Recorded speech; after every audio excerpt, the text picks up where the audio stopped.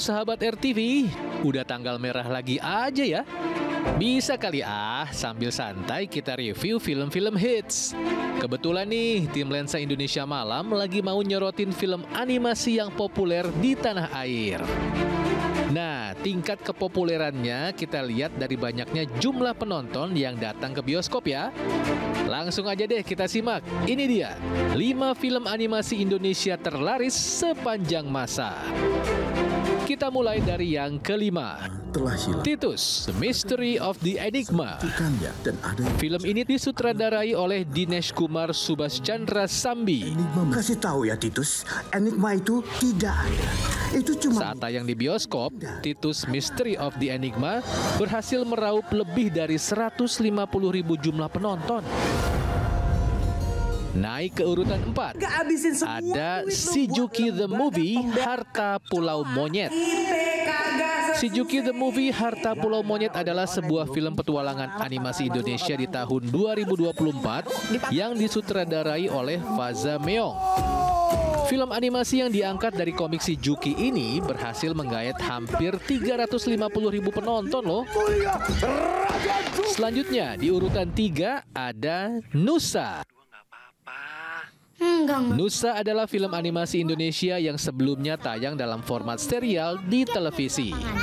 Film ini disutradarai oleh Boni Wirasmono. Selama tayang di bioskop pada tahun 2021, film Nusa telah meraih lebih dari 445.000 penonton. Kemudian di nomor 2 ada Shijuki the Movie, Panitia Hari Akhir. Film ini tuh sempat jadi pemegang rekor film animasi terlaris sepanjang masa loh sahabat. Soalnya raihan penonton bioskopnya sampai lebih dari 640 ribuan orang.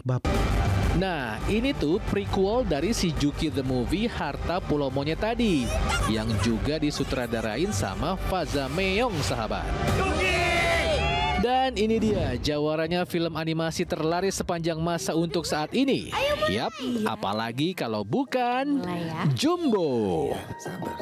Film animasi terbaru yang masih tayang di bioskop ini langsung menarik perhatian banyak kalangan.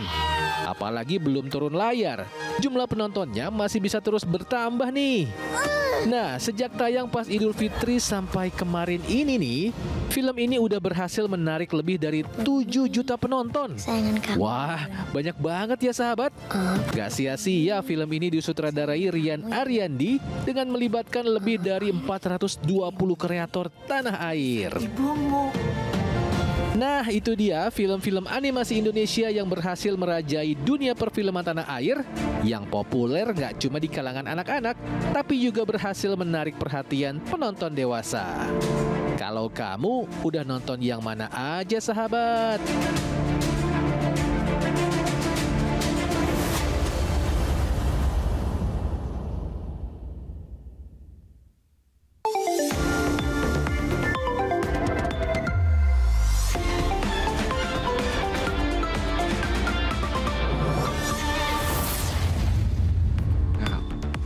Sedikit demi sedikit engkau akan berteman, pahit luapkanlah saja bila harus menangis. Iya, oke.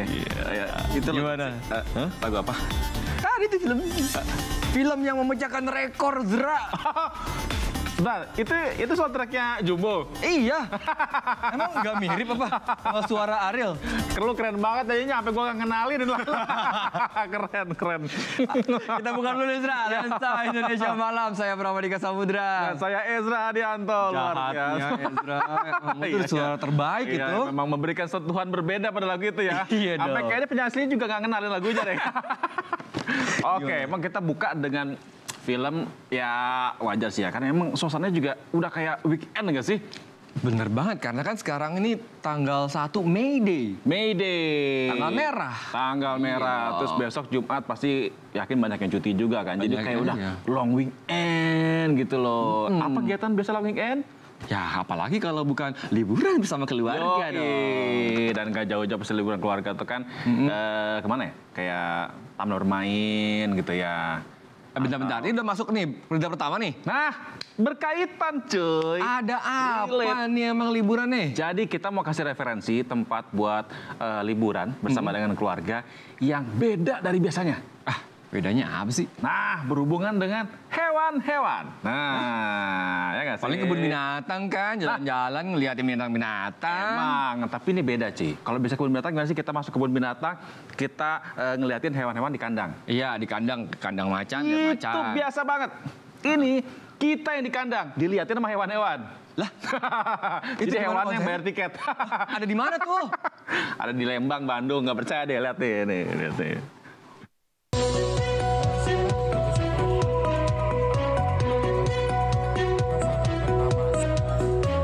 Siap, gerak.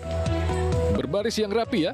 Sekarang kita harus naik mobil berjeruji besi ini secara berurutan. Ini bukan mobil tahanan ya sahabat.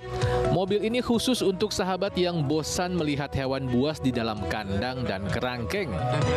Nah, biar nggak bosan, jadinya dibalik deh. Binatangnya dilepas, pengunjungnya yang ditaruh di kandang berjalan. Ya, inilah wahana wisata baru yang ada di kebun binatang di kawasan Lembang, Bandung, Jawa Barat. Pengunjung diajak berkeliling dengan truk yang dilengkapi kerangkeng ke berbagai zona hewan liar yang dibuat mirip seperti habitat aslinya. Mulai dari rusa, kambing gunung, antelop, kuda nil, hingga sapi watusi. Tapi yang jadi pusat perhatian di tempat ini adalah koleksi hewan karnivora. Mulai dari cheetah, singa putih, hingga harimau dilepas bebas di area yang cukup luas. Enggak sih, soalnya kita kan aman berada di mobil gitu. Jadi nggak ada rasa takut. Tapi tadi yang paling Harimau sih, soalnya tadi harimaunya sempet jalan juga gitu keliling. Jadi diam gitu. ini kesini. Tuh kan, nggak usah khawatir binatang buasnya ikutan ke dalam kerangkeng ya sahabat. Soalnya sudah dimodifikasi dengan cukup teliti. Bagi yang penasaran untuk merasakan sensasi berkeliling ala safari di alam liar ini, cukup merogoh kocek Rp75.000 aja. Dari Bandung, Jawa Barat, Bayu Rohman, RTV. Tuh, seru kan sebagai warga Bandung? Baru tahu, tapi seru juga ya ternyata ya. Loh, ini inovasi baru ya kan? Nanti bentar lagi juga selain orangnya di dalam, terus hewan yang ngeliatin, bentar lagi juga hewan yang ngasih makan kita gitu kan. Itu curiga sebenarnya yang lagi refreshing tuh hewannya yang lagi liburan. Iya, ada human tadi gitu. Lucu-lucu sih. Nah, kita ke Oke. informasi selanjutnya nih, Zra. Apa nih? Dari yang seru-seru ini juga seru, Zra. Oh, masih soal hiburan nih. Enggak tapi. Loh, Jadi gimana nggak seru di pinggir jalan orang ngeliatin adegan Grand Theft Auto tapi real life. maksudnya kayak bawa senjata-senjata gitu? Persis. Hah? Yang terbaru ini kemarin. Bisa sih? Di Kemang, Zra. Heeh. Di Kemang, selatannya Jakarta. Itu ada adegan tembak-tembakan dua kelompok pakai laras panjang. Coba. Buset. Bayangin. Itu beneran? Beneran, dan itu jadi tontonan warga. Wih, kok bisa sih? Katanya sih itu ada sengketa lahan gitu, Zra. Jadi sengketa lahan awalnya terus berujung dengan dua kelompok pakai senjata laras panjang. Gila, serem amat. Makanya nih kita lihat nih informasinya.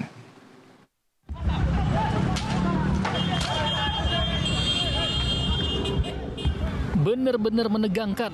Sekelompok pemuda ini saling serang pakai senjata laras panjang.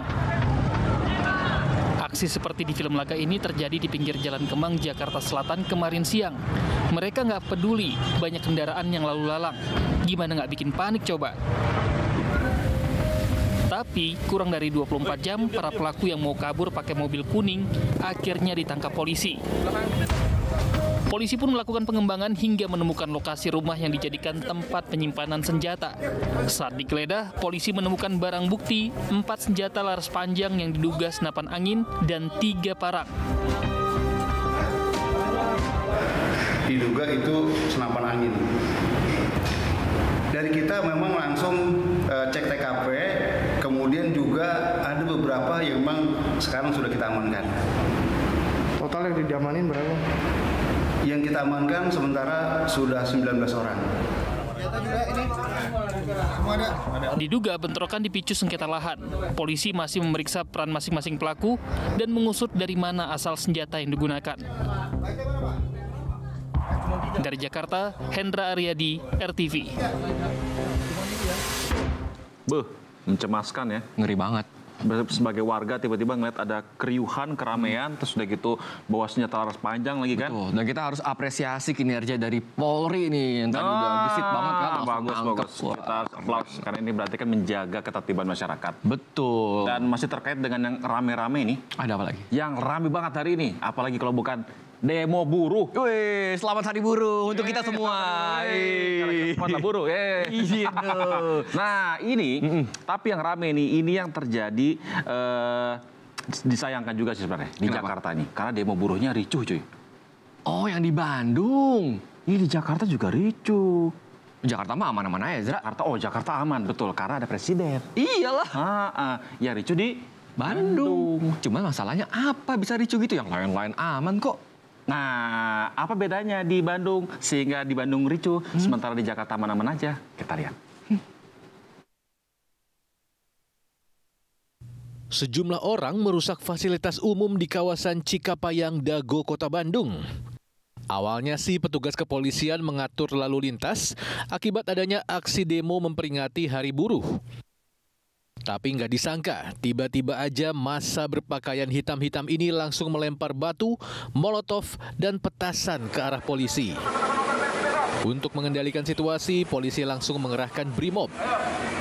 Massa aksi yang merasa terpojok langsung mundur ke arah Dipati Ukur dengan merusak sejumlah fasilitas umum.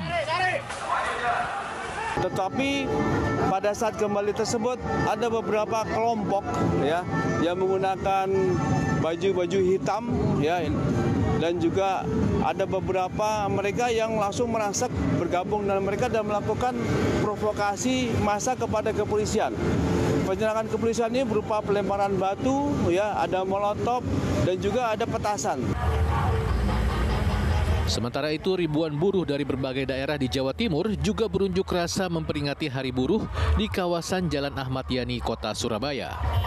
Jalanan pun jadi macet karena massa aksi melakukan konvoi dan blokade jalan. Para pengendara lain terpaksa dialihkan ke jalur cepat. Dalam aksi kali ini, para buruh menuntut pemerintah Provinsi Jawa Timur melakukan pengampunan pajak kendaraan dan upah layak, serta tidak adanya PHK di tengah kondisi ekonomi yang belum stabil. Dari Bandung, Jawa Barat, dan Surabaya, Jawa Timur, Solihul Hadi, RTV.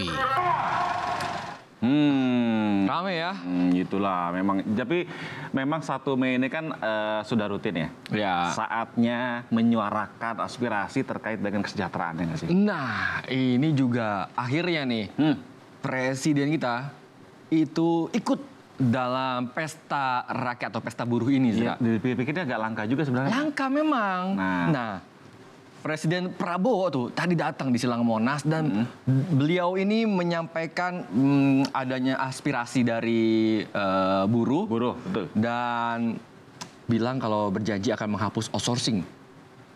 Keren kan? Dan juga mendukung, bukan cuma itu doang, Zra, dan juga mendukung undang-undang pengawasan aset. Wih, yang paling ditunggu sih pasti penghapusan outsourcing ini ya. Iya, betul. Kapan ini bisa terrealisasi? Ya nggak sih? Jadi ya. Nah, kita lihat informasinya. Kita lihat. Saudara-saudara sekalian, saya ingin memberi hadiah kepada kaum buruh pada hari ini. Saya akan membentuk segera Dewan Kesejahteraan Buruh Nasional. Kita akan segera membentuk Satuan Tugas PHK. Kita tidak akan membiarkan rakyat kita tidak akan biarkan pekerja-pekerja di PHK-kan seenaknya.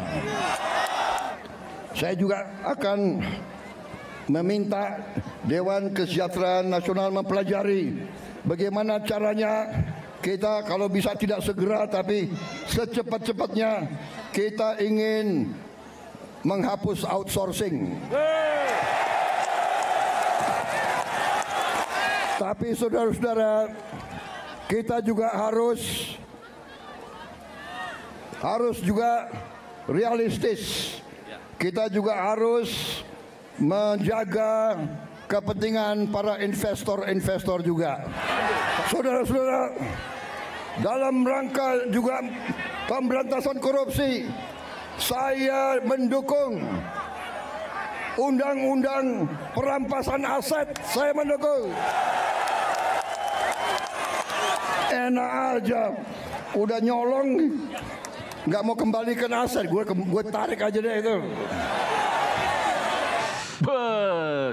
Mantap ya pidatonya Pak Prabowo ya. Dan semoga ekonomi Indonesia semakin membaik. Amin. Hingga kita bisa melewati badai PHK ini, Zra. Amin, amin, amin. Ini kegelisahan banyak orang ya. Dan orang-orang yang mendapatkan keputusan pembentukan hak kerja itu mendapatkan hak-haknya gitu ya, Zra. Betul, betul, betul. Dan memang bicara terkait dengan buruh ini bicara juga kegelisahan rakyat. Nah, ya, itu dia. Nah, contohnya kayak yang ada di Serang, Banten nih, coy.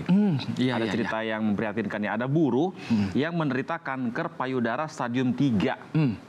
Terus yang bikin miris adalah pengobatan penyakitnya ini nggak ditanggung BPJS, cuy. Nah, aduh, dia itu katanya bahkan harus masih kerja gitu ya, dan juga banting tulang untuk membiayai anak-anaknya gitu ya, Zra, di tengah keterbatasan. Banyak kan anaknya, kalau salah anak banyak ya.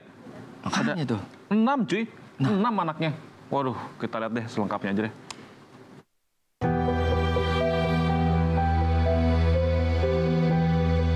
Ada yang terlihat janggal dari keseharian Rahma Holillah.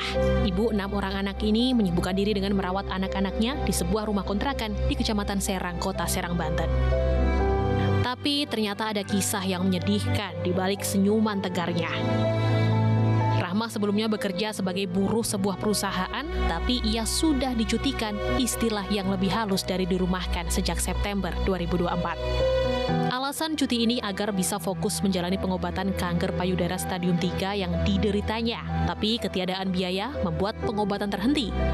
Apalagi ternyata BPJS tidak menanggung terapi yang dibutuhkan untuk mengobati kanker. Perusahaan tidak mau mengambil resiko karena sakit saya itu sudah cukup serius, itu sakit kanker di stadium 3. Nah, untuk dokter perusahaan untuk tetap saya istirahat. Terus ngajar pun saya istirahat untuk saat ini karena saya harus fokus pengobatan. Sedangkan pengobatan tidak saya lakukan untuk saat ini karena dokter bilang kondisi saya ini sudah tidak bisa dilakukan kemoterapi. Jadi pengobatan yang tepat, penanganan yang tepat itu harus terapi target. Sedangkan terapi target itu tidak ditanggung BPJS biayanya karena biayanya cukup mahal. Selain menderita kanker payudara, Rahmah juga menjadi korban kekerasan dalam rumah tangga yang dilakukan suaminya. Itu sebabnya ia memilih tinggal di rumah kontrakan bersama ke-6 anaknya. Belum ada informasi tentang bantuan dari pemerintah maupun perusahaan tentang kondisi Rahmah. Untuk bertahan hidup, Rahmah hanya bisa mengandalkan jualan makanan lewat media sosial untuk memenuhi kebutuhan sehari-hari. Dari Serang, Banten, Herbert Marbun, RTV.